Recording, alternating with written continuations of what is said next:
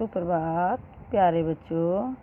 आज हम हमारी हिंदी साहित्य का पाठ 3 पढ़ेंगे और हमारा हिंदी साहित्य का पाठ 3 है नीम का पेड़। तो आज हम नीम के पेड़ के बारे में पढ़ेंगे कि नीम का पेड़ हमारे लिए किस प्रकार लाभदायक है। तो रीमा के दादाजी ने घर के बगीचे में तरह तरह के पेड़ पौधे लगा रखे थे। मतलब जो रीना के दादाजी थे उन्होंने घर में ही एक बगीचा बनाया हुआ था और उस बगीचे में विभिन्न प्रकार के पेड़ पौधे लगाए हुए थे, जैसे आम, नीम, तुलसी, गुलाब आदि। रीमा को पेड़ पौधों से बहुत लगाव था। वह स्कूल से आते ही पेड़ पौधों की देखभाल में लग जाती थी। यानी लगने का मतलब यह है कि वो उन्हें पानी देती थी, सूखी पत्तियों को हटाती थी। दादाजी भी रोज उसे किसी न किसी पेड़ या पौधे के बारे में जानकारी देते। वह बड़े ध्यान से उनकी बातें सुनती थी। रीमा का भाई रोहन बहुत शरारती था। उसका ध्यान कभी एक जगह पर नहीं लगता था। वह सारा दिन इधर उधर भागता रहता था।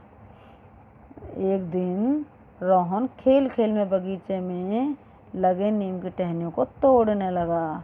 उसने कई टहनियाँ तोड़ डाली। रीमा ने जब ये देखा तो उसे बहुत गुस्सा आया। उसने रोहन को ऐसा करने से मना किया, यानी उन पेड़ की डालियों को तोड़ने के लिए मना किया। लेकिन जो उसका भाई था वो नहीं माना और उसने कई टहनियाँ तोड़ दी। रीमा ने दौड़कर सारी बात दादाजी को बताई। दादाजी ने रोहन को बुलाया। रोहन, जल्दी आओ, मैं तुम्हें कुछ देना चाहता हूँ। आवाज़ सुनकर रोहन दौड़ता हुआ दादाजी के पास जा पहुँचा और बोला, क्या है दादाजी, जल्दी दीजिए।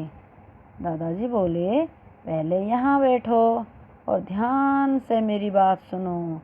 रोहन ने उत्सुकता से पूछा, क्या दादाजी? दादाजी बोले, तुमने जिन टहनियों को तोड़ा है क्या तुम जानते हो वह कितने काम की हैं?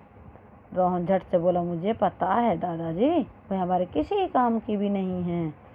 दादाजी ने रोहन के सिर पर हाथ फेरते हुए उसे समझाया, नहीं रोहन, ऐसा नहीं है। नीम का पेड़ घना व छायादार होता है। गर्मियों में हमें छाया देता है, तेज धूप से हमें बचाता है। कितने पशु पक्षी अपना घर बनाते हैं उस पर। रोहन बोला, हाँ दादाजी, इसके नीचे खेलने में तो बहुत मज़ा आता है। दादाजी ने आगे बताया, नीम की जो पत्तियाँ होती हैं हमारे लिए बहुत लाभदायक होती हैं। इसकी पत्तियों से और निबोरी खाने से कई प्रकार के रोग जो होते हैं वो दूर हो जाते हैं, चमड़ी के जो रोग होते हैं।